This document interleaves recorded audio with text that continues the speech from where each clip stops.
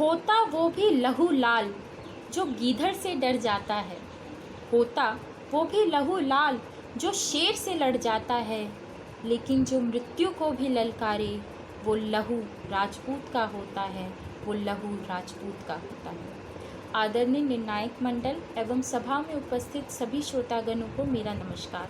मैं श्वेता पुत्री श्री SN झा जोधपुर से आप सबके समक्ष दिए गए विषय शौर्य के प्रतीक अंतिम हिंदू सम्राट पृथ्वीराज चौहान पर अपने विचार लेकर प्रस्तुत हुई हूँ। भारत के इतिहास का सबसे गौरवपूर्ण नाम है पृथ्वीराज चौहान। वो एक क्षत्रिय महारथी थे जिनके पराक्रम के कारण हिंदुस्तान के गौरव में बेहिसाब इजाफा हुआ। अपनी इसी साहसी और परमवीरता के कारण वो दिल्ली के अंतिम हिंदू सम्राट बने।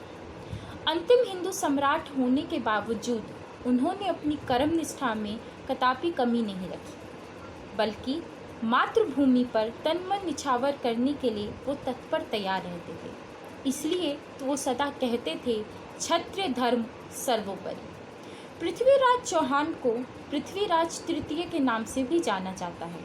जहाँ एक तरफ साहस एवं पराक्रम उनका हथियार था, तो दूसरी तरफ करुणा एवं दया उनके श्रृंगार थे। पृथ्वीराज चौहान का जन्म 1166 ईस्वी माना जाता है। पिताजी महाराज सोमेश्वर चौहान अजमेर के राजा थे। माँ कर्पूरा देवी स्वयं एक वीरांगना थी। पृथ्वीराज रासो महाकाव्य के अनुसार पृथ्वीराज गणित, चिकित्सा, दर्शन शास्त्र, युद्ध नीति एवं कला में महारत हासिल कर चुके थे, लेकिन उनका सबसे अनूठा कौशल था शब्दभेदी बाण चलाना, यानी सिर्फ आवाज़ सुनकर अचूक निशाना लगाना।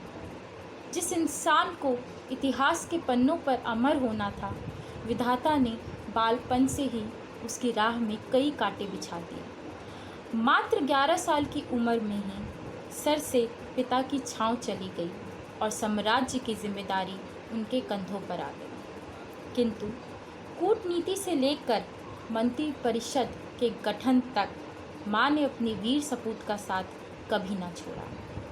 पृथ्वीराज चौहान को सबसे पहली चुनौती अपने परिवार के भीतर से ही मिली, जहां उनके चचेरे भाई ने उनके राज्य अभिषेक के खिलाफ बगावत कर दी। लेकिन अपनी सैन्य कुशलता का परिचय देते हुए पृथ्वीराज चौहान ने इस बगावत को खत्म कर दिया।